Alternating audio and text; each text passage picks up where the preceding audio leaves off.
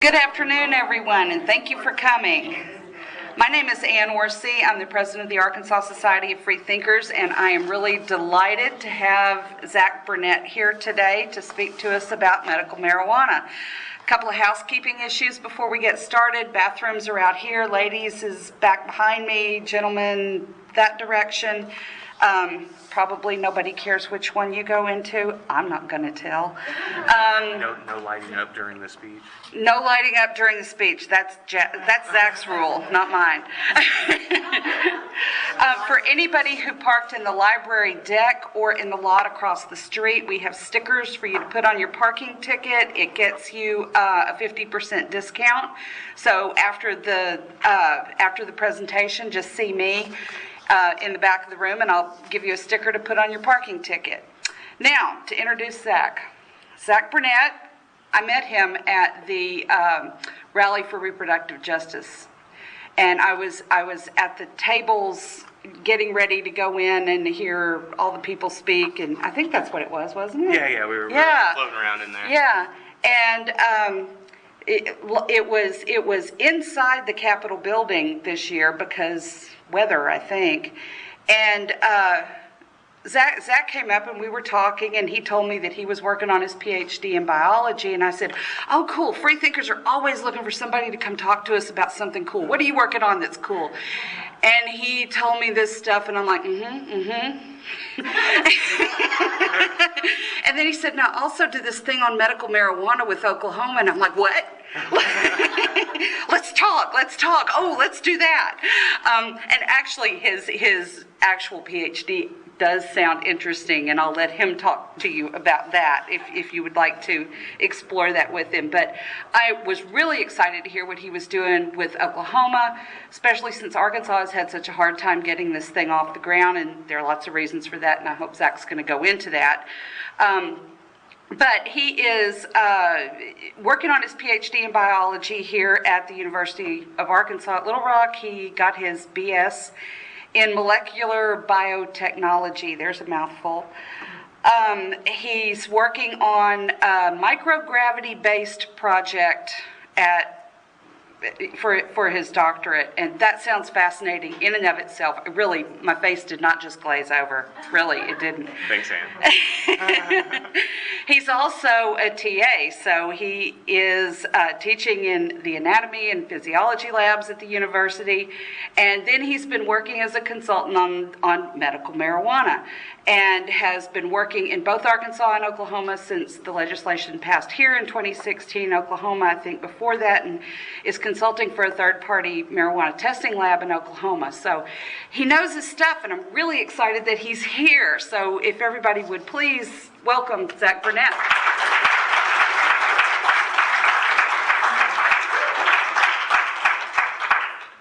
Well, first off, Ann, thank you for that very generous introduction. I really appreciate that. Part of my plan today, I don't want to have too terribly long of a presentation. I know I talked to some of you earlier, but I really want to be able to make sure we are able to hold a nice little Q&A where y'all can just throw whatever, marijuana, CBD, CBN, life questions, whatever you got, throw it at me. Other than that, I would like to go ahead and begin. For the few of you who know me in the crowd, I can rarely get through anything without talking about its history, and I will try to keep that as brief as possible, but I feel like it's very pertinent to the situation. So here we go. So, reefer madness. So why is marijuana considered dangerous, and why is it an illicit substance? I'm going to give you the clear-cut answer first, and then we're going to talk about some things that historians have debated for about 70 plus years. So first off, marijuana was not always prohibited. I'm sure most of you know that. In fact, Anglo-Americans and Europeans since about the 1830s have known about lots of its benefits. In fact, a very prominent Irish chemist, actually, it's O'Shaughnessy, spent the latter part of the 1830s in India studying the uses of hashish, which is just the resin from the budding plant, mixed into a tonic to treat cholera patients, and had great results. Managed to reduce death rates, and of course also just make some patients comfortable on their way out. Some of that was just inevitable. In fact, by the latter part of the 19th century, throughout America and Europe, you could get extracts from your pharmacist. Now, what some of the common things they would list I have here, like stomach aches, migraines, inflammation, insomnia, and many more. The reason I say many more is because you could basically go to your pharmacist and say, I stubbed my toe, it really hurts, and they would write you a script. It was that commonplace and that accepted in our culture at that time. Much like, was it laudanum, the opiate-based one that they would give out for migraines and other ailments.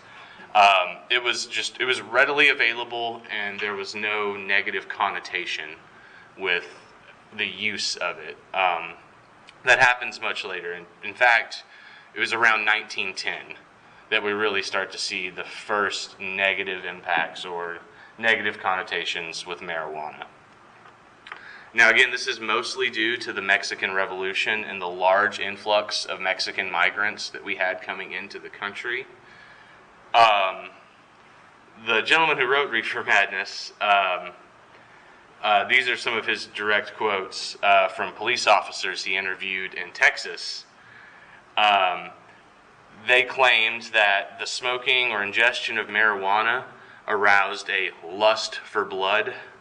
It gave them superhuman strength, and that they were secretly distributing the plant to unsuspecting American school children.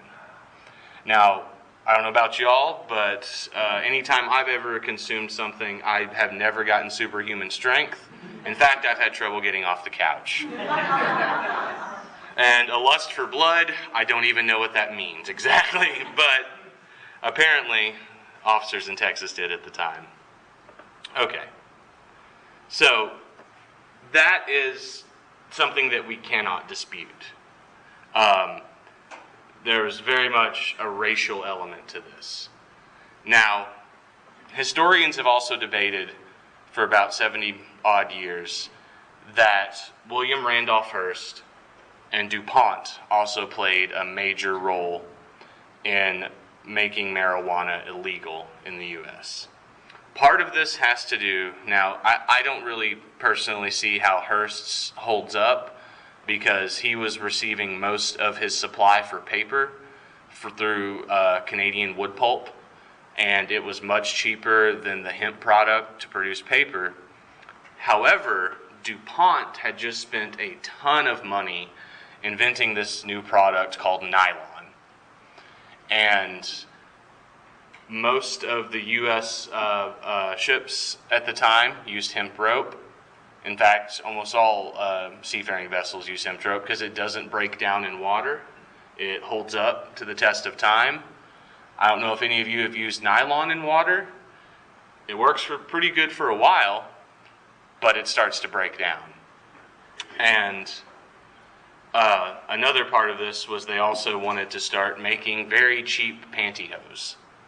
And nylon was a product for that, and they were afraid that the hemp market would be able to overtake them at a much cheaper cost, and DuPont basically could not sustain this loss.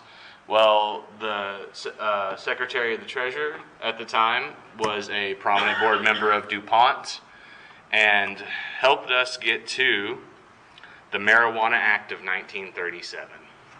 And yes, that is the correct spelling for them at the time. Between 1916 and 1931, we had about 29 states that had just outright outlawed marijuana. Then comes the Marijuana Tax Act of 1937, and that essentially bans the substance nationwide. Interestingly enough, this act came just 1 year after the infamous film Reefer Madness. Parents were warned that drug dealers would invite their teenagers to jazz parties and get them hooked. Yes, jazz and pot. That was the big, yeah. Punishments were very drastically increased from 1937 up through the 1960s. However, when the laws started to touch white upper middle class college students who are using the drug, all of a sudden they decided we need some reform with marijuana. Surprise, surprise. By the 1970s, virtually all states had softened the penalties that they had recently increased in the 1960s. However, today, the federal government still kind of clings to a policy that I feel is rooted in racism and xenophobia. Now, just love to show you, this was the original cover for Reefer Madness. I'm sure most of you are familiar with it. It is a propaganda film, I think, without question. And so some of the things depicted in the film, from the use of marijuana, if any of you have seen it, it mainly centers around a brother and sister. But in the film, there is a hit-and-run accident, manslaughter, suicide, attempted rape, insane hallucinations that I'm not even sure LSD can induce, and then a general descent into madness. Now, to us, I'm sure this all seems very on the nose, but at the time, this worked surprisingly well. It preyed on people's already growing concerns and fears about migrants coming into the country, and just the general, xenophobia that existed at the time, and to an extent still exists today. So, there and back again, marijuana's journey. So this is how I view the movement towards viewing marijuana as a pharmaceutical. So today, we have 29 states, including the District of Washington, D.C., that have legalized medical marijuana. To me, this is a long way from where we were, even 20, 30 years ago. This is impressive. We also have 8 states plus D.C. that have completely legalized it for recreational use. However, this causes still a great deal of conflict, because according to the federal government, marijuana is still a Schedule I substance. Schedule I is as high as it gets. It's up there. Actually, if I recall, I believe cocaine got degraded to a Schedule II at one point in time. So, just to give you an idea, the federal government thinks that marijuana is worse for you than cocaine. So, this causes a great deal of tension between federal and state governments, because talk to any dispensary owner, anyone in the industry, just because the federal government doesn't recognize it doesn't mean you're not paying taxes. And in fact, most banks, because they're FDIC insured, don't even want to deal with you because they're afraid of losing any type of federal funding or the relationship. And also, we also get to the point where pharmacists, people who are actually educated on the delivery of drugs and have the knowledge, are absolutely in fear of losing their licenses because it's still illegal federally. There are some great advice programs out there that y'all can watch, but you'll literally see, at the end of every month, most dispensaries lose upwards of 60% of their profits in taxes, in all cash, to a federal government that gives them 0 tax breaks, doesn't help anything with benefits to employees. So it's in my opinion, it's caused quite a conundrum, and it's something that we need to resolve very soon. Now, I don't want to get on a high horse here and say that marijuana is the greatest thing ever. There are still a lot of issues, even with medical marijuana. For me, there's still very little scientific research to give the community a consensus of its benefits. There are a lot of reasons for this. The main one is the federal government highly restricts research. For the longest time, the University of Mississippi was the only institution that could grow marijuana for research. And they're all, or almost all of them, up until about the last 15 to 20 years, very small sample size. Sometimes they're not even double-blind with controls. I mean, we're talking about really poor research that doesn't really give us any insight. Also, the quality of the marijuana that was grown out of the University of Mississippi and the government-issued marijuana to any studies that are approved federally has been noted to be of very poor quality. In fact, I was reading one of the case studies, and one gentleman, I'm sure he was being a bit facetious, but said that there were more seeds and stems than there were plant. And this is what they were forced to use. He had to quit the trial after 2 days because the seeds, which he apparently couldn't get all of them out, were causing him a great amount of throat pain. And there were only 10 people in that trial, so that went down to 9. So, I mean, as you can see, we have massive issues in current research. Things are getting better. We are on the right track now, but it's going to require the federal government to open up the doors a little more and also to utilize products that have been cultivated by third parties that have, of course, are tested, which brings me to my next big concern here. We have a lot of issues with testing. So I'm sure we all know marijuana itself has never killed an individual. However, a year and a half ago, we did have a woman die.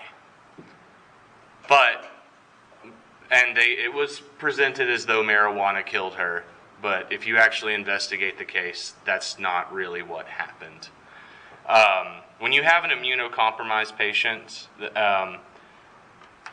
because of the poor analysis in the state of California, it's not as tightly regulated as it should be. And part of that, in my opinion, is due to the fact that we don't have a larger governing body that enforces testing and analysis and certification of these products, just like any other pharmaceutical that we have on the market.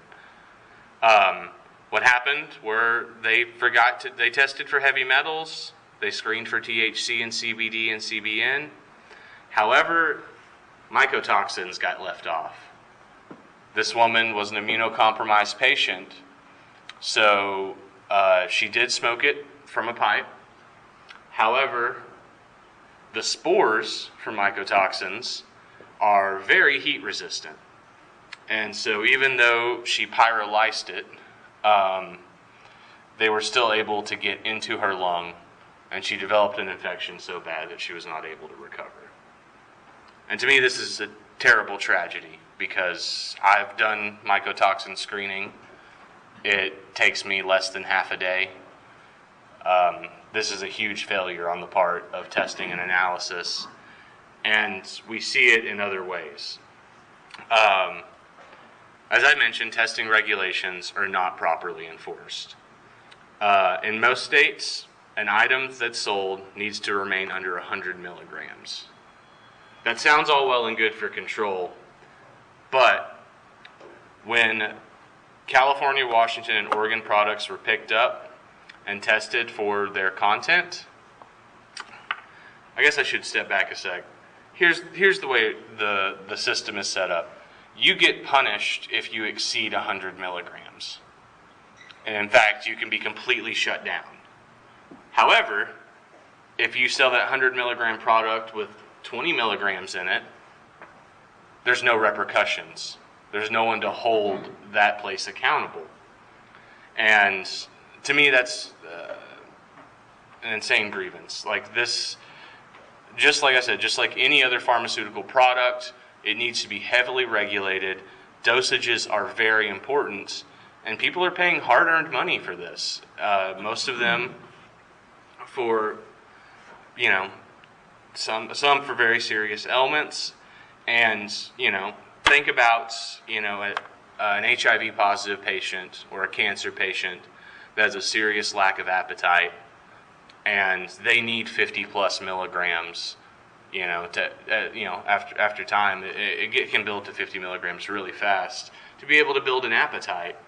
And they're going out there and buying products that read 100 milligrams. I've purchased some myself and tested them. They'll say 98.37. They never say exactly 100. They want to make it look scientific. But more often than not, it doesn't actually come out to that. And the thing is, the only thing they're actually afraid of is crossing that 100 milligram threshold. Most companies don't actually care how much under they are. And to me, that's a very big issue. Locally, I'm not going to name any companies, but I personally have started testing a lot of CBD manufacturers because they're everywhere now. I don't know if you've noticed, gas stations everywhere. I tested a gummy product that claimed to be 10 milligrams of CBD. I found less than 1. And this goes across the board. The worst one was a sucker that contained supposedly 300 milligrams of CBD. Once I took it to the lab for analysis, I came up with a little over 50 milligrams of CBD. And I was perplexed. I was wondering, how can this be possible? And so I kind of reverse engineered it. And what they're calling 300 milligrams of CBD, all they did was take THC out and make the sucker. So yeah, there's 300 milligrams of another product there, but you have CBD, CBN, BA, several other. So to me, it's false advertising. And for people who are using CBD, CBD has some wonderful applications I'll get into here in just a minute. One of them is seizures and epilepsy. If you're giving someone, a very inaccurate dose, you're possibly, leading them into harm's way. Okay. Real quick, I just wanted to put up here for y'all to view. I know this might be quite small. I apologize. But this is now the full list of covered conditions in our state. We have the obvious ones: cancer, glaucoma, Crohn's, Tourette's. Everything you see basically on the left column here, there is tons of scientific papers that support it and very few that contradict it. As well as the first couple, and I mean they're throughout. Arthritis, it's shown to help because the CB2 receptor deals with inflammation. I'll talk about that a little more here in a sec. And of course, nausea and seizures. In fact, seizures and nausea are the only two right now that we have federally approved drugs on the market that can be delivered to patients. But something I found interesting, and it's not in every state's list of covered conditions, and any other medical condition or its treatment approved by the Department of Health. I know that that's very vague, but that's a very positive thing for our state. Because it could be positive and it could be negative, I guess. I tend to look at this as mostly positive, because if you can find a physician that can justify that marijuana can help you with your condition, you do have a chance to argue your case to the Department of Health and to be able to get a medical marijuana card. But that does also leave it as a loophole to be abused. And so we have to be careful in how we approach that in the future.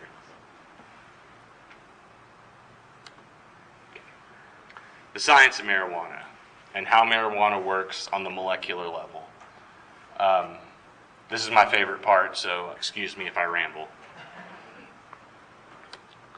Okay, so we have three main components here: THC, CBD, and CBN. So, can everyone kind of see at least the colors for CB1 and CB2 here? Okay. CB1 receptors are found throughout the body, but they are mainly concentrated in the spinal cord and the brain. You'll see them in the hypothalamus, the amygdala. Basically, so when we first discovered this in the 19th century, 1800s, we looked at it from the perspective of cannabinoids, and so we called it the endocannabinoid system. Well, in fact, though, there's endogenous and exogenous components. So we naturally produce compounds that bind to these CB1 and CB2 receptors. And they are there to stimulate appetite, sleep. They help work with memory. And our body tends to produce them only on an as-needed basis. They're never in high production. The two big molecules, your main ones, are 2-AG and anandamide. Anandamide is definitely the largest. Both of them bind to CB1 and CB2. But anandamide is the one that you're going to see most often. It's going to follow the typical CB1 path, and it's the one that is going to...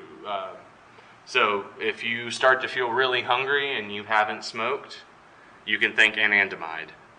That's what just bound to your natural CB1 receptors in your brain and told you that you need food. But, like I said, we approached it from the exogenous perspective, which were our components here: THC, CBD, and CBN. The CB2 receptors, there's a lot of them located in the spleen, and they tend to be located, as you can see right here, can't really point, but throughout the lower abdomen. They have a lot to do with the immune system. And in fact, activating your CB2 receptors with 2-AG, the naturally produced one, that is typically what is going to lower inflammation.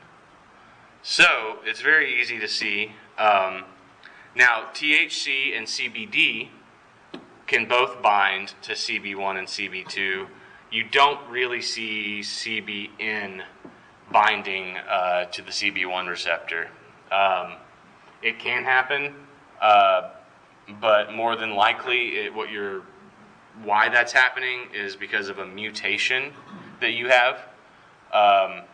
We all have various little mutations throughout our body, and our receptors they're entirely protein-based. So all it takes is one genetic misnomer, a single base pair, to completely alter your lock and key based mechanism. Here on the next slide, I have a 3D rendered model. The purple that you see there are your endogenous receptors. This right here is a CB1 receptor. If you don't mind me stepping in real quick. And this green molecule you see right here coming in and binding, there's one free floating there.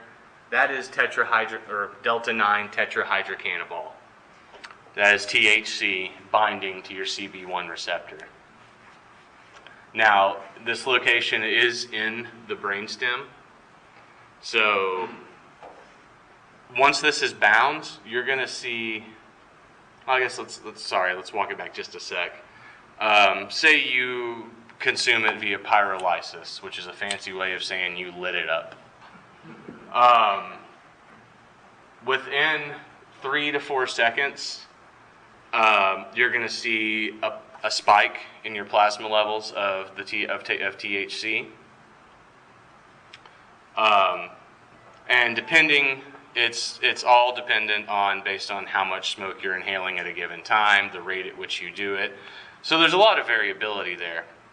Now, I don't know if anyone's ever just directly eaten the flower, the bud of the plant before, I don't know, say you had to get rid of it really fast or something. But I don't know, have you ever noticed it doesn't really work?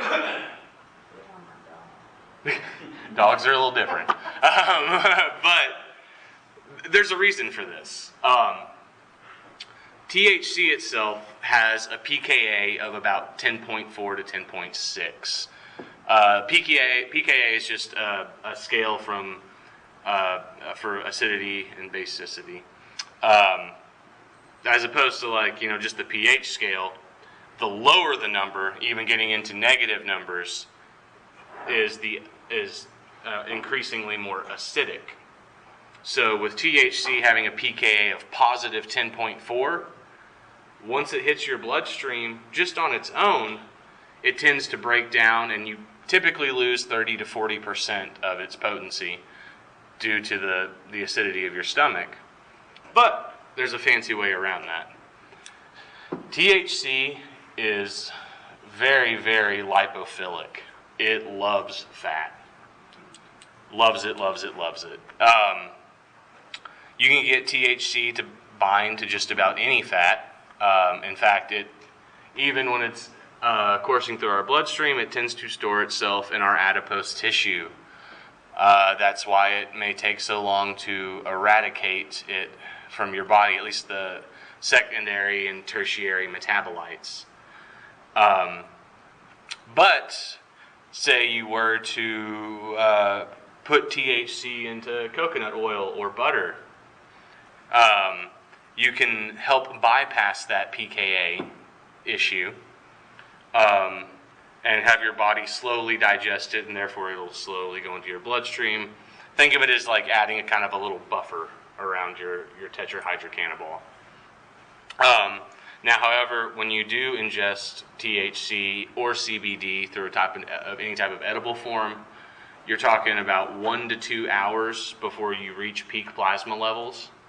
But that can vary based on have you just eaten beforehand? Is it an empty stomach?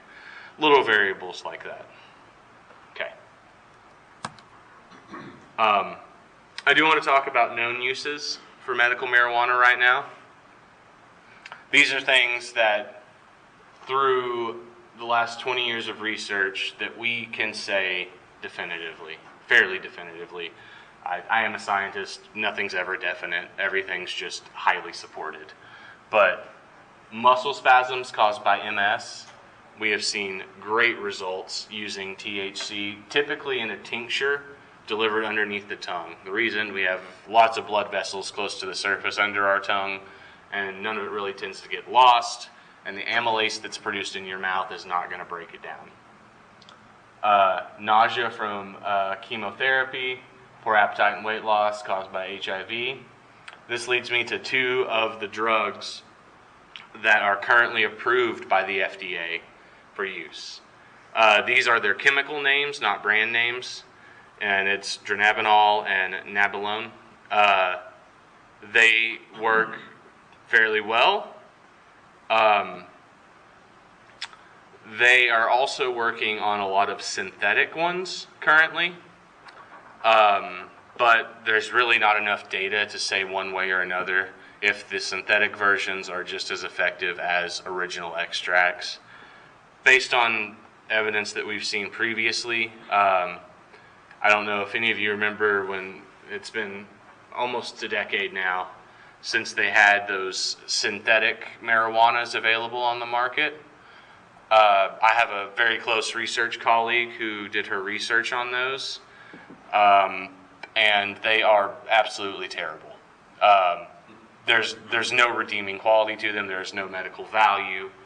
And if you want to talk about actually inducing psychosis, there actually is a possibility from these. What was it? I think K2 was one of them that reached the market.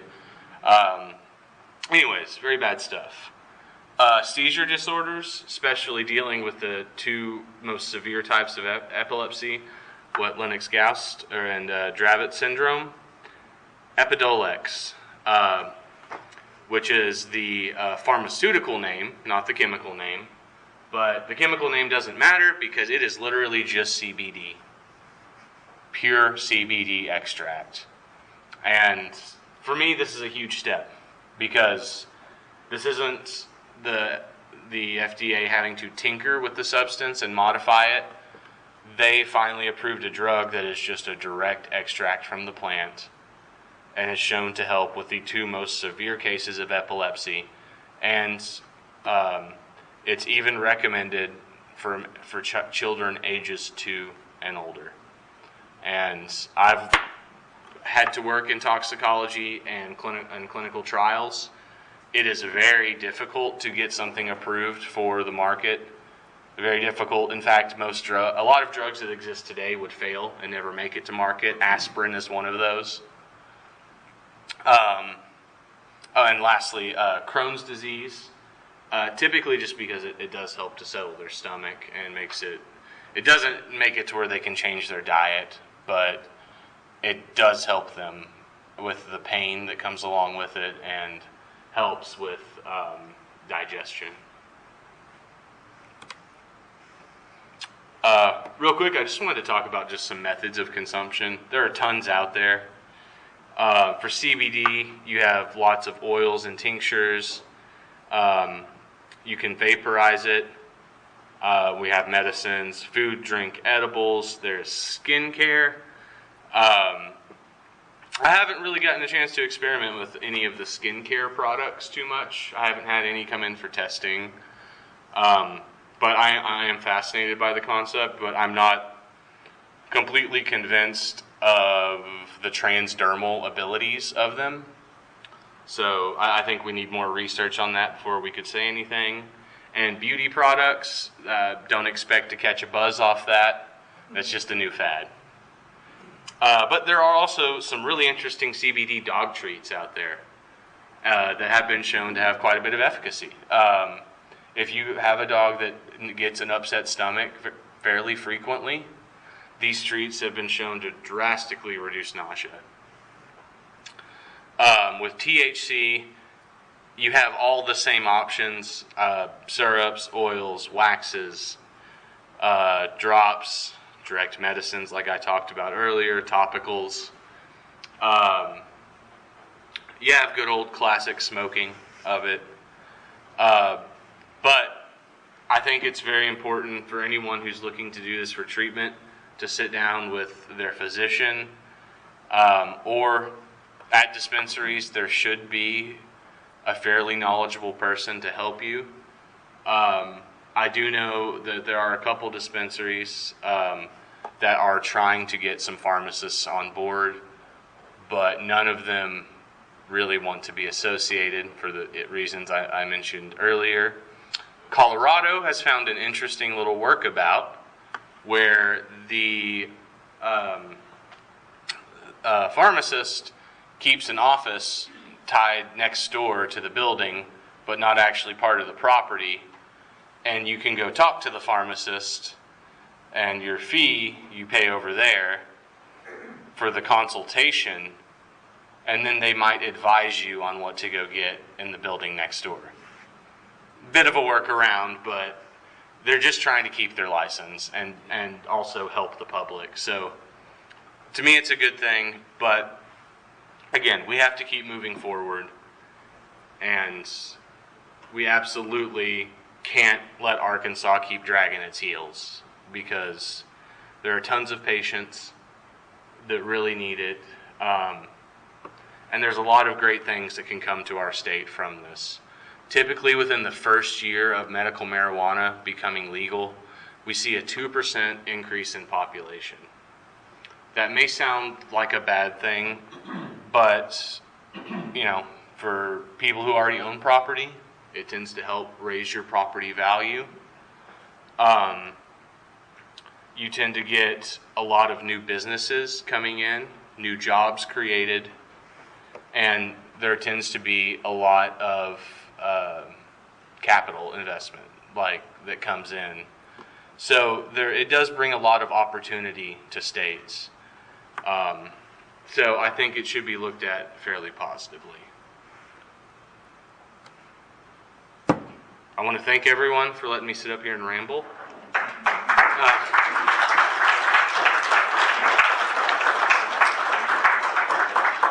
definitely throw some questions.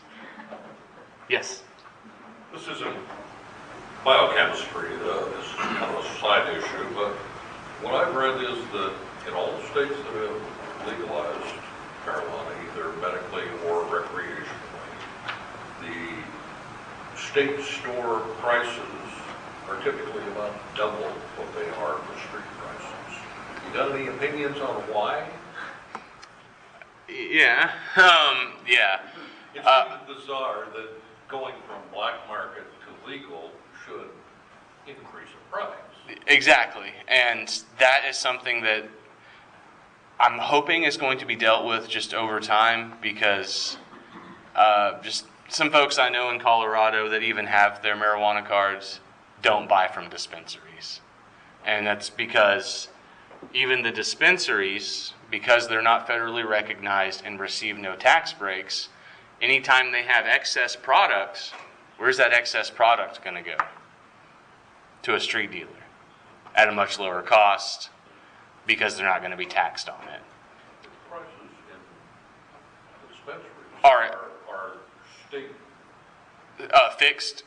Yeah, and that's an issue that's going to have to be addressed, because if we don't find a way to get the prices at least, on par with the street value, the black market value, then, what are we actually doing? We're not really helping anyone, and we're still encouraging them to do it illegally.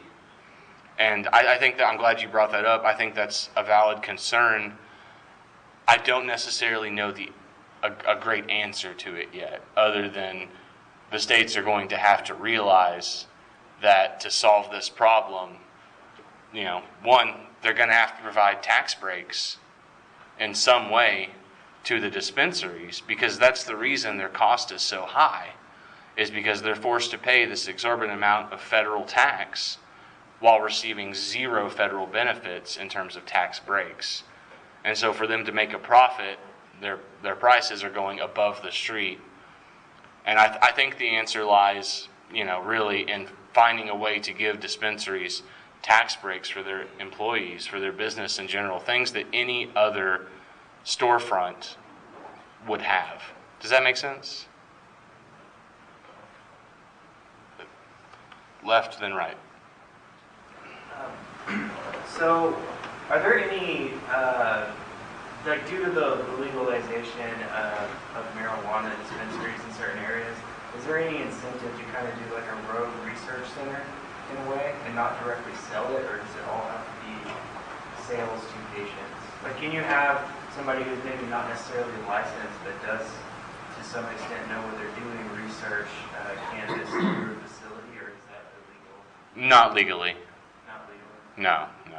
You can do it though, just not legally. At least be a good place to have statistics, like just even if you called them like business. Yeah, so, and there is a way, this does happen. Typically it happens in extraction facilities, but they'll typically be owned not by a dispensary, but by a grower. And what they'll do is set up the costs for extraction and research and development. So to keep it legal, they keep it within the confines of either the grower, or if a dispensary is large enough and able to afford that, that's what they'll do. But there's not really a legal place for a rogue operation like So that. the FDA doesn't get involved basically at all, right? Well, I mean, they do to a certain extent in terms of the current drugs that are coming to market that are FDA approved, but they're not getting involved with us on the state level.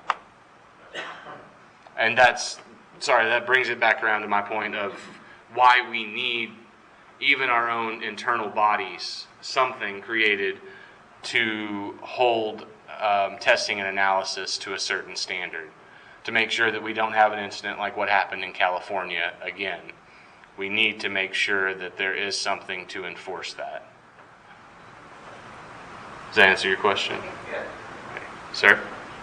My wife had been taking some sleeping pills, and the first doctor retired, so we have a new doctor, and he won't prescribe the sleeping pills. So he prescribed hemp oil, a drop under the tongue.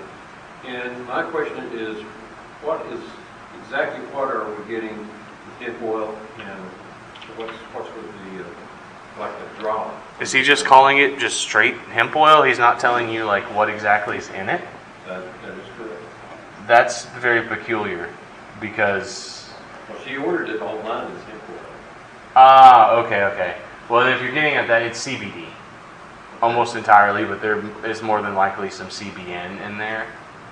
And again, that is going to be activated on the CB1 receptor, typically in the amygdala region of the brain. And that's going to help with them, her getting sleep and regulating her sleep patterns. Has it been helpful? It's debatable. Yeah. And I think part of that may be because, again, I'm sorry to harp on testing and analysis, but there may be very little CBD in there to actually help her because there's no one to hold that company accountable for their manufacturing. Whoa. So is there any way we can, is there any standardized CBD hemp oil that we could refer to, that we could go to? Yeah, if right after this, if you'll get with me, I'll give you my email, Okay. and I'll send you a list of ones I've personally tested. Okay. And that I can at least say, I know what these contain. This is the best I can do. I don't like to name companies but like, I will recommend a few companies that I know for sure. Is that helpful? Yep. Absolutely. I saw a lot of hands shoot up. Sarah, I think you raised your hand before this group over here. Was it you? Or you, ma'am? So you mentioned the very poor quality of research before, even today. So I understand that it's been illegal for very weird reasons in this country. What about research in other countries? I'm sure it's not been illegal in every country in the world, and there's great scientists in other countries. So what is that research? So we do have a lot of great research out of Denmark and the Netherlands. They've done quite a bit. And in fact, a lot of the papers from which we've drawn these conclusions have come from a lot of European countries. But in contrast, we have a lot of countries, specifically Iran, does a lot of research. And their research reminds me a lot of like what the tobacco industry did, where it was, here's what I want you to find, now find it. And so you have to be careful. I mean, keep a skeptical thought process when you're out there reading. And always, if it seems too good to be true, and almost always it is. At least in my opinion. Does that answer your question? Yeah, I've had people try to lead me to believe that if it was illegal in this country, it's illegal everywhere. No, it's not. No, not at all. In fact, India has, I have a research partner who's from India, and he talks about parts in central India where you literally just can walk and grab it off the street because it's growing wild. It is a weed; it will grow in spite of you. But I mean, no, there are plenty of countries. Of course, we all know that in Amsterdam, you can get. I think it's a cafe or a coffee house. I always get them mixed up, but I would probably show up to the wrong one anyways. But yeah, there are plenty of places where it is available, and good research is being done. In fact, it was in the Netherlands where they conducted a study on small amounts of ethanol versus small amounts of THC ingestion, and then tested people driving. There is a threshold for it. I will say this: above a few hits, your driving score does start to decrease. But one, that is alcohol, and two, with just typically 1 to 2 puffs, they saw about 10 to 15% increase in like people driving at the speed limit or under, more cautiously stopping. Things that do tend to make a little more, make sense. If you know a little bit about marijuana, people tend to be a little cautious. Yes, sir. Yes, sir. Very basic question. I went to my physician for normal age depends for they will cut issues and stuff like that. He said, where do I get a marijuana card? That way, it's going to cost you like $200, I think. There's a place I called in Hot Springs that Compassionate Doctors. Mm-hmm.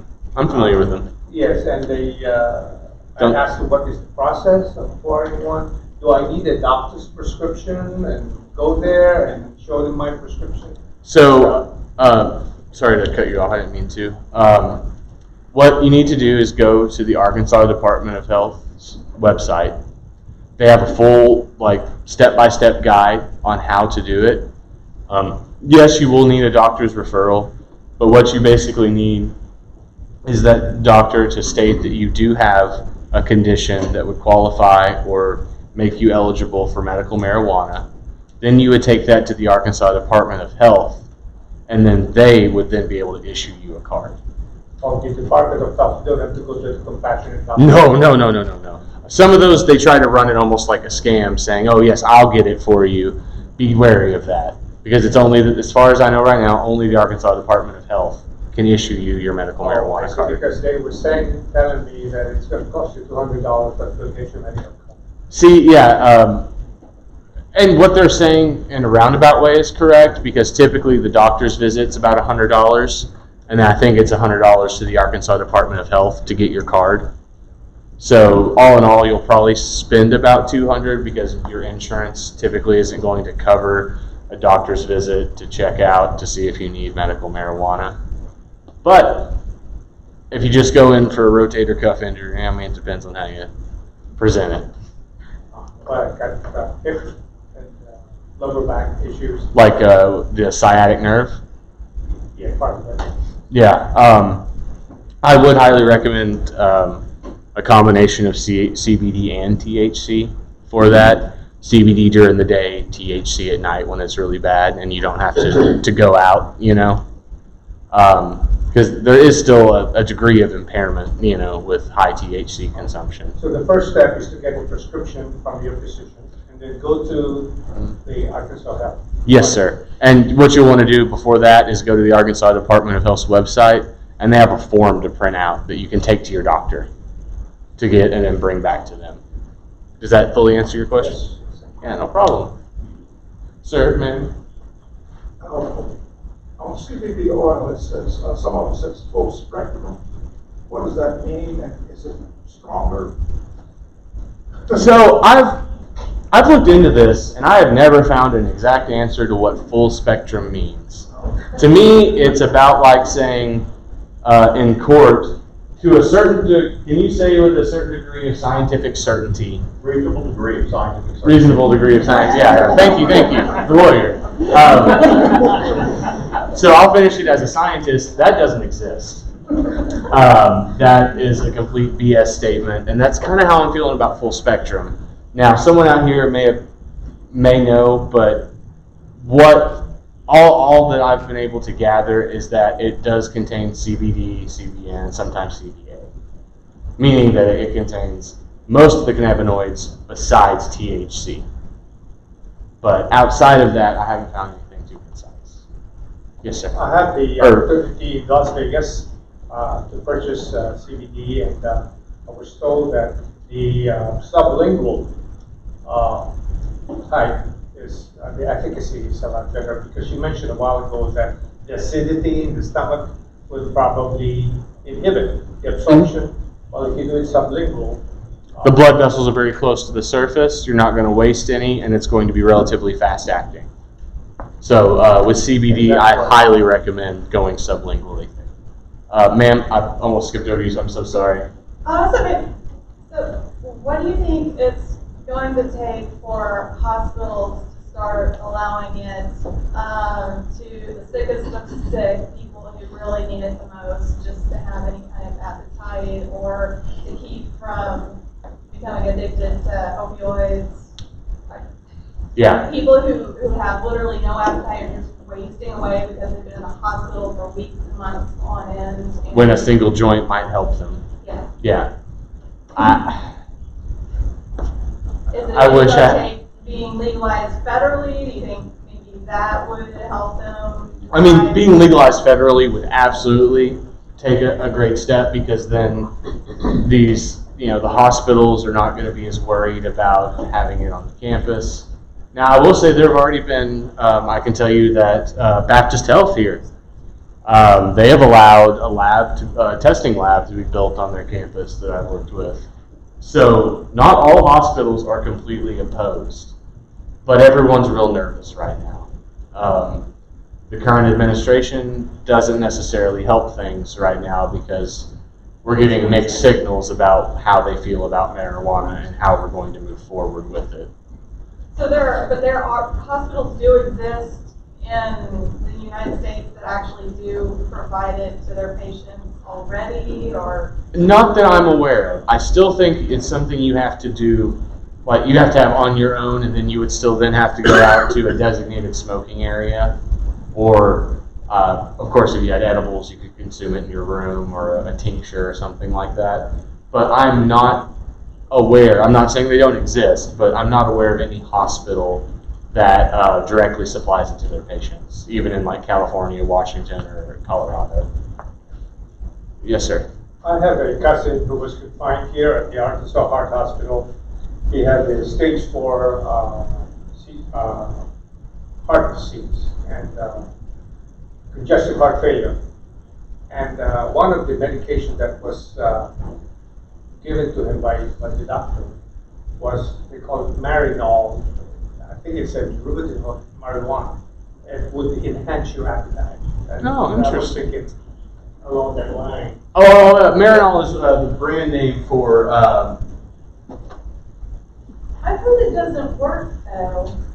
There's mixed opinions out there. Sorry, let me go back through this real quick. Oh.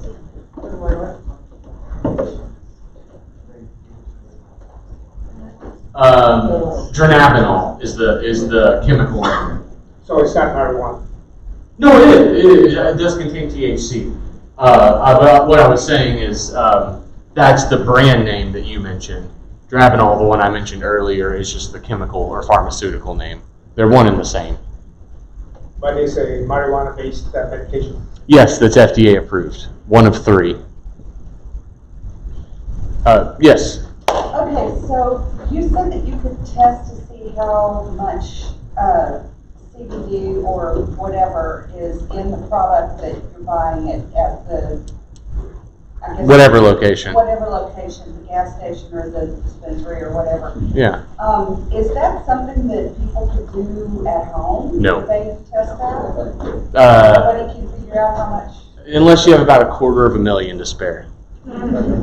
Yeah. I don't. I borrow facilities. Trust me. But no, there's no simple test to do it to get an accurate quantification. I typically use a quadrupole LCMS or GC or a GCM. I know. I wish they would just give them out to us. Trust me, I would love to have one at home. But no, there's no. There are some older traditional like traditional chemistry methods, but the chemicals you'd have to bring into your house are so corrosive, and some of the acids are so strong that, well, even I can't order them. So we reach that issue again, and also it takes forever. Just take it and see if it works. Will? Zach, who are the principal political opponents? Who's funding the opposition to legalization, either for medicinal or recreational purposes? Kind of hard to say, I think. I mean, there are obviously politicians that are very outspoken against it, but who's actually funding it? I don't know, because The dark money? I mean, that seems like the easy answer, but I don't know, because even to somebody like the Koch brothers, they could stand to make a lot of money off of the green rush. It's called the green rush for a reason, and in fact, that's what typically it's been something that the Republicans have typically opposed. But even here in Arkansas, the Republicans saw the financial benefits to the state to move forward with medical marijuana. So I think for at least anybody who's a moderate, they see the value in it, whether it's looking at it from the perspective of helping people or I can make a ton of money off of this. But they see a reason to bring it here. So I don't fully know what our opposition is. I wish I had a better answer for you on that one. Yeah, I saw this hand up first. Well, it's related to what you were just saying. Do you think maybe, has there been a drop in alcohol sales in the states that have legalized it recreationally? I mean, could it maybe be? Colorado and California have reported, not necessarily alcohol. Colorado reported a small drop in alcohol, but I think the most important data point was in California, where they saw a 16.3% drop in opioid deaths with recreational marijuana. And to me, that's massive. I mean, I would be happy with just a couple percent. Me seeing 16, that right there is, I think, a pretty powerful statistic. I imagine most of the opposition would probably come from moral guardians. Then I imagine it's the lumber industry as opposed to hemp for a long time. Yeah, I mean that goes way back. Although I don't fully understand because wood pulp is much cheaper to produce in terms of paper. That's why William Randolph Hearst, even though it was in opposition originally, quickly let it fall to the wayside because he realized he could keep making paper out of wood pulp much cheaper than out of hemp.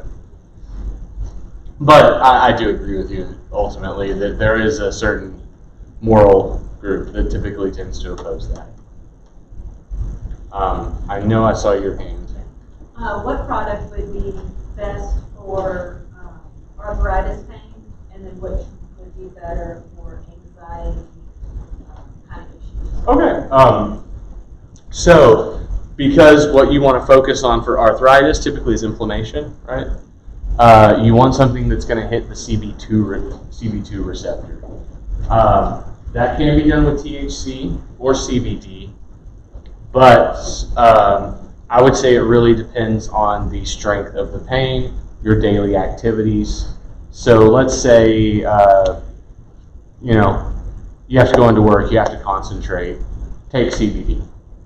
But if the pain's really bad when you get home, consume THC.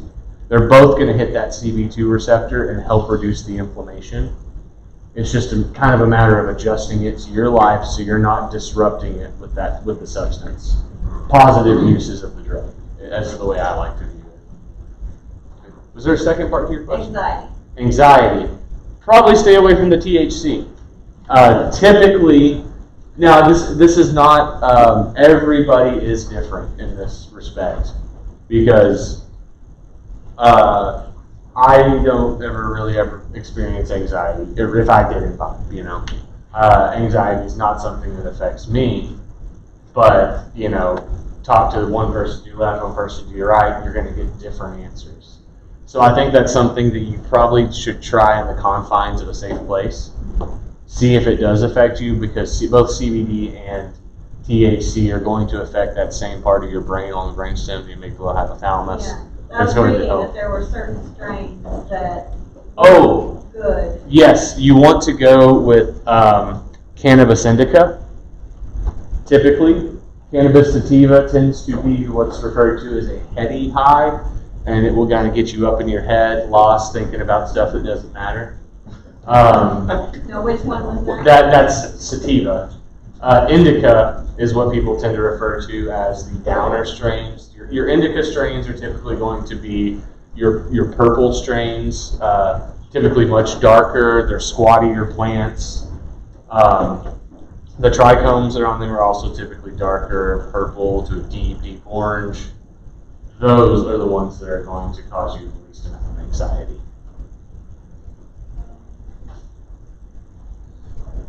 One and two. Could you talk and expand a little bit more about what you said earlier about the anti-inflammatory capabilities and CBD or CBN that's supposed to be anti-inflammatory? CBD will be anti-inflammatory just simply because it's going to hit that CB2 receptor naturally, which is going to help reduce inflammation. But THC also still affects the CB2 receptor, and CBN does too. But so far, THC has shown to be to give the greatest degree of alleviation from inflammation. Does that make sense? Sorry. Sometimes I ramble and don't know what all came out. Shelby?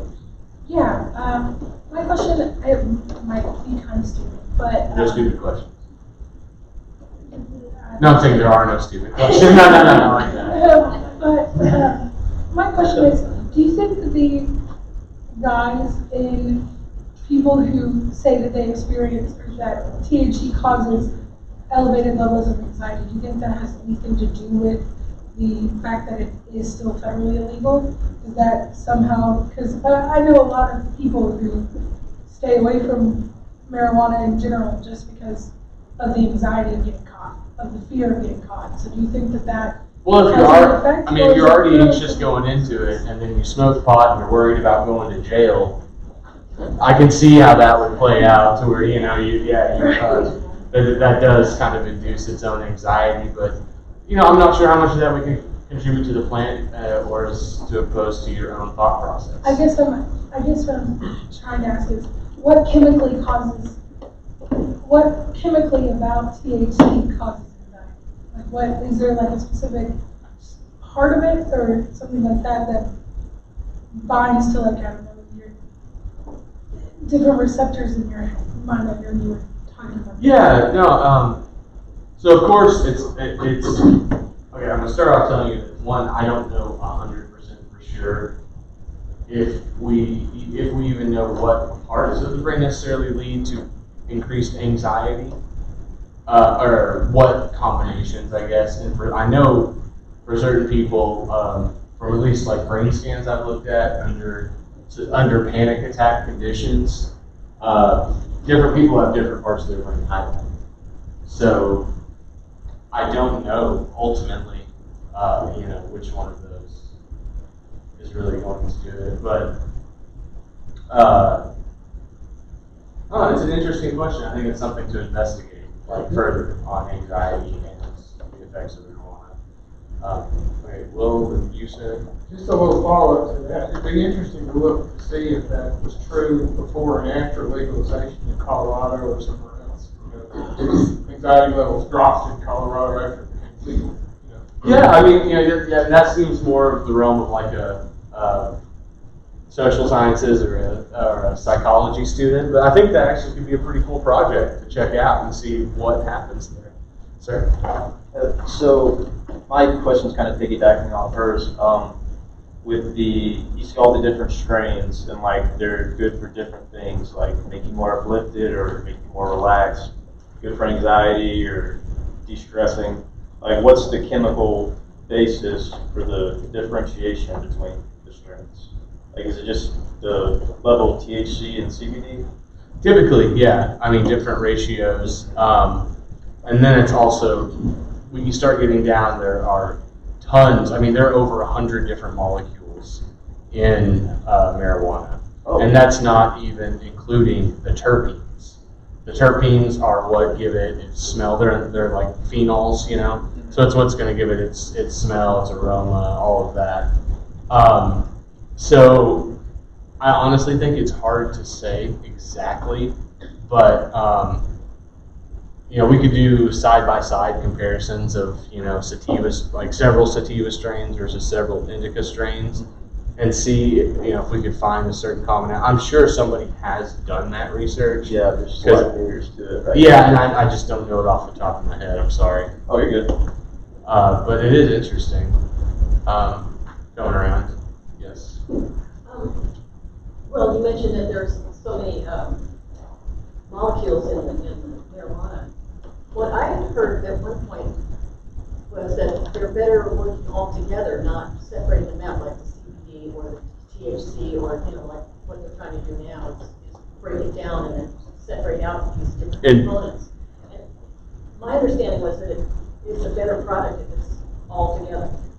Does that make sense? Yeah, and I mean, to that, I just say I wish that we could get someone to fund research to test that, because that's just another one of those things that's fallen underneath the radar because we're not doing enough analysis right now to know. But something I didn't point out earlier, there's kind of a long chain of enzymatic reactions here that I will spare y'all right now.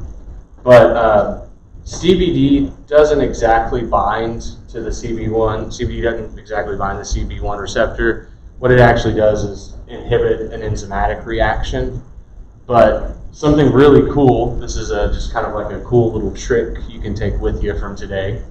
Say, just for instance, you've ingested way too much THC and you're feeling uncomfortable.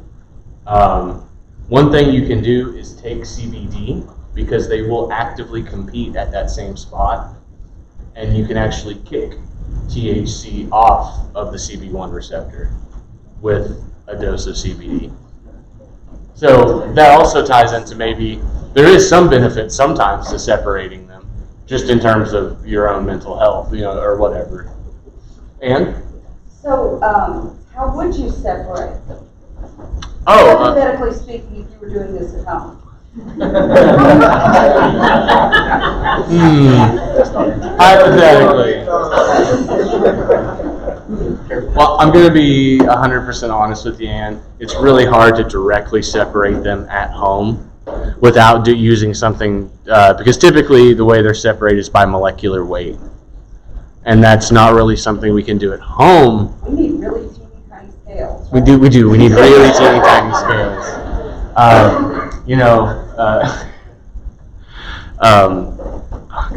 Williams Sonoma, maybe.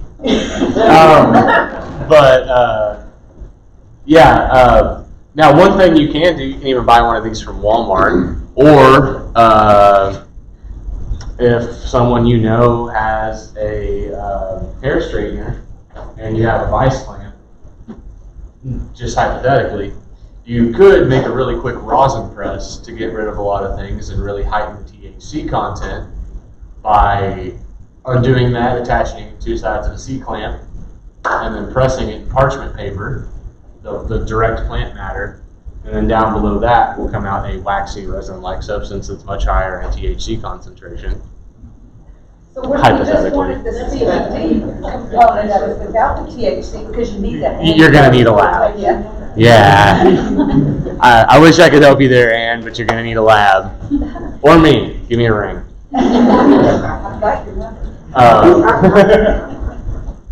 I know peripheral neuropathy was on the list, and that kind of surprised me. Do you know how it helps that? And is that? Well, I have it, so. Yeah. Does it help with pain, or what does it help with? It's directly to do with pain in the CB1 receptor, because they lie at the extremities of our nerves, and so when we activate those, we have those pain-reducing effects. But it won't help with weakness? Not necessarily. But again, we haven't had a very good investigative study on, I've only found, I think, 2 papers dealing with peripheral neuropathy and polyneuropathy. And it's just not very heavily researched yet, and I really think there's still a lot more to uncover. And was that THC or CBD or both? Or? Both will activate on that, but THC is what's going to give you the most pain relief effect, the higher pain relieving effect. But you can use CBD, especially, I recommend it like during the day, especially if you have a lot of stuff to do, because typically CBD is also not going to give you that heavy lethargy feeling, and you'll be able to go about your day as normal, but also have some serious reduction in the nerve pain. Well, you could counter that weakness by getting some of that 1936 weed that costs a super strain. But then you run the rest for lust for blood, And okay, babe, I know you had a question first. No? Okay. Okay, so this has nothing to do with the medicinal purposes of marijuana, but can you touch a little bit on, I guess, biologically and in terms of weed itself, marijuana itself, what, as if it were like a wild plant, what would be the purpose of its sex?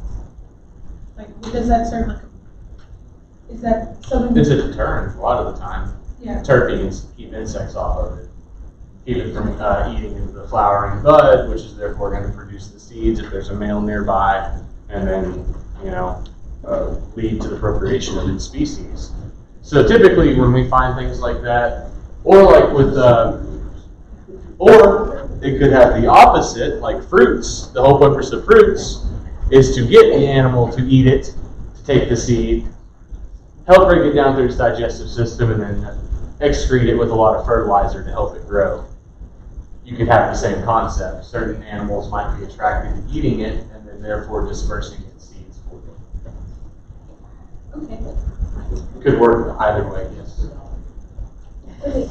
Are there any companies that or organizations that are looking like they're going to be the Apple or Microsoft that you talked about the green rush? Like, in terms like, of, and then should we be watching out for companies like Humana brand marijuana in the future or something? Yeah, so Marlboro for years has had lots of plans on the back burner. Marlboro Greens, which is going to conflict with their menthol brand, I think, but we'll see. What I see a lot more of it on is in the testing and analysis. And I can tell you it's already affected us right here in Arkansas. There's a company called Steep Hill. They're kind of a turnkey operation. And so far, everyone who has sent them a sample, it has come back contaminated.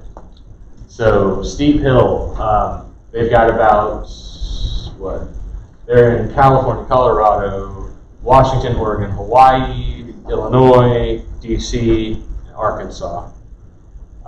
Steep Hill tries to, because they have a lot of money, what they try to do is immediately get into the industry, outbuy every other type of analyst, because they can afford these high-end machines that have a much higher throughput, and choke out the competition, and then typically they start serving an inferior product in terms of testing and analysis to the community.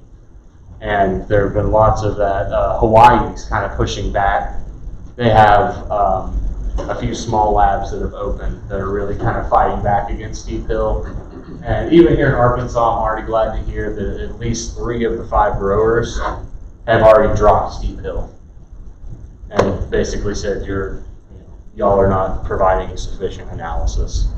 And when you say it comes back contaminated, with what or how?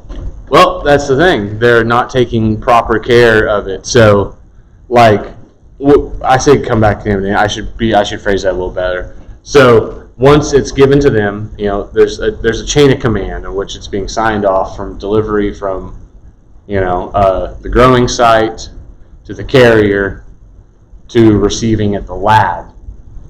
Well, things are getting contaminated at the lab's end before they're even able to do the tests. And that's because they're not properly handling, storing the product. And it's giving false data. Sorry? Yes, just a point of clarification.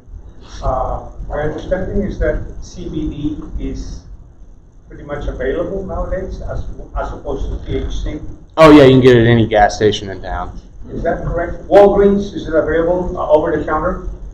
It's supposed to. I don't know if it's ready yet or not. Yeah, I haven't seen any there yet, but I mean, your traditional head shops, honestly, this is one of the few times I would tell people, hey, actually go to the head shop because they carry some of the more reputable brands. The gas stations tend to just get these bulk buy things. And I won't say the company name, but if you see just this black packaging with CBD and gummy bears, don't buy it. Okay? They're garbage. They do not contain the CBD that they claim to contain from any of the analyses that I've done. It's a very inferior product, and they charge a very high dollar. I think it's about $10 for 5 gummies. To me, that's expensive because typically we'll take 2 of those gummies to alleviate any pain. That's $4 a shot, that's expensive.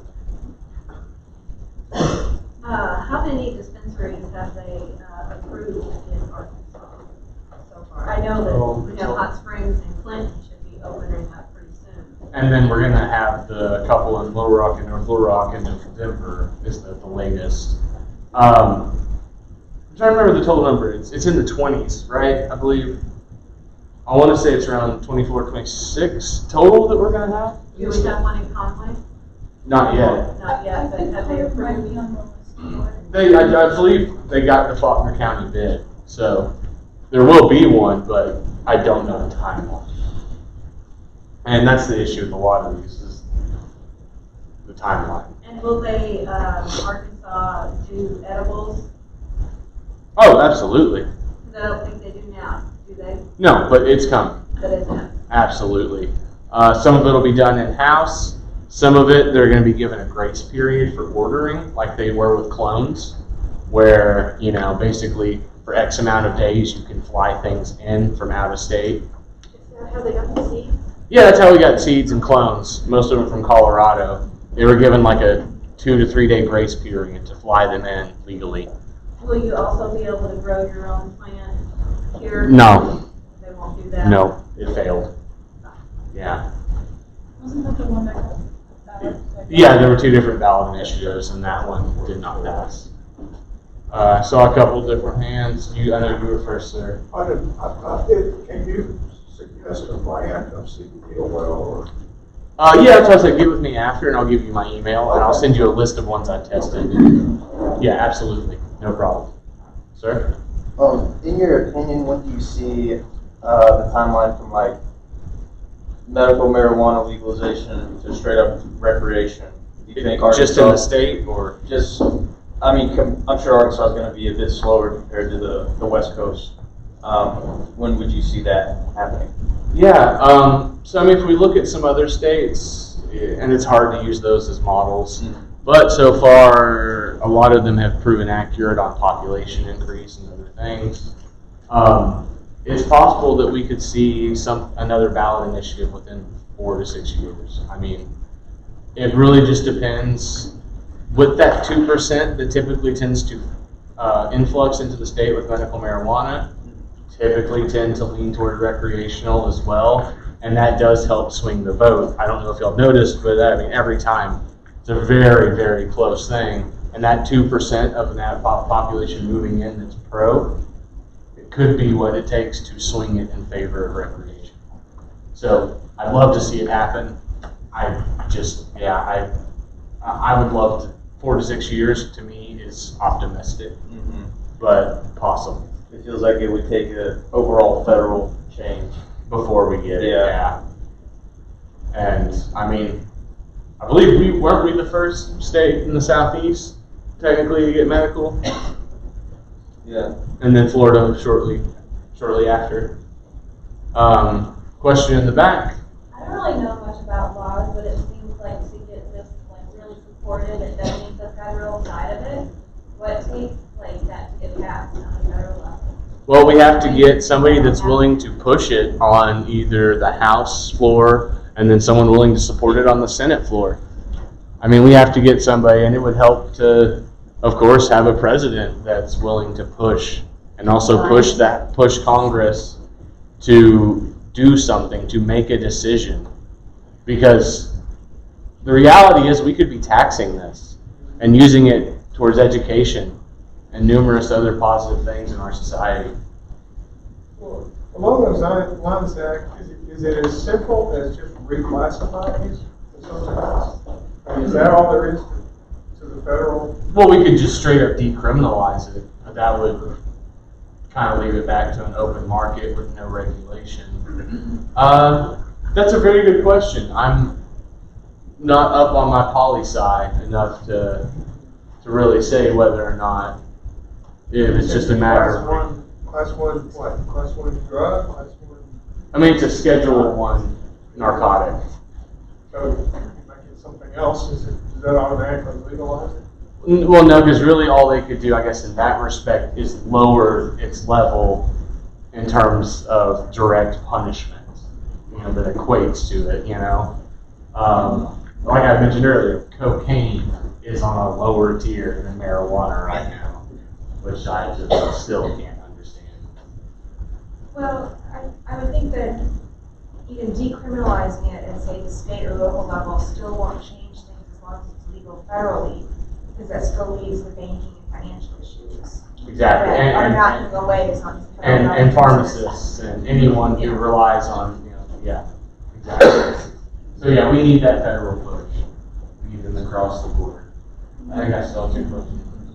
So is it listed as just marijuana? Like CBD is still illegal on the federal level, or is it legal on the So CBD, so what THC technically is the That's what I'm substance. asking. Yeah. So we're able to get away with CBD right now, legally, completely legally. Okay. Do you know why this is not Because they didn't know all of the full components at the time, and they knew the active ingredient THC. They discovered that, and so that's what was classified. So, but that's a felony, but like if you have a gram or monkey, that's not a felony.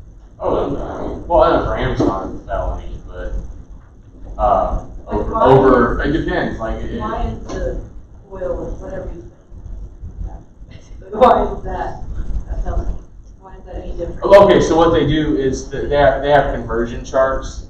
So say you're carrying a gram of shatter, they can say that that is equivalent to this amount of marijuana based on its THC concentration. And if it exceeds, depending on the state, that 1 ounce limit, all of a sudden it's no longer a misdemeanor, it's a felony. Yeah, and so it all has to do with THC concentration. More? Can you elaborate a little bit on the seizures condition that's been qualified for? Because I know seizures can be caused by Epilepsy. well, not just epilepsy. You said No. not just epilepsy. No, but what I'm saying is, by the state, so far it's still defined by seizures related to epilepsy. I'm sorry, I thought you said that. Well, no, I'll also say that federally, we have legal federal marijuana drugs for seizures, but they're only associated with the 2 most severe types of epilepsy. It all has to be tied to epilepsy right now, unfortunately. Thank you for answering. So you spent more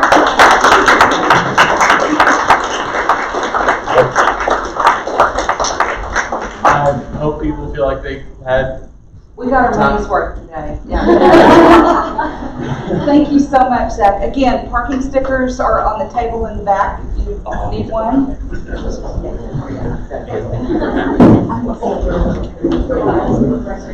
Gary?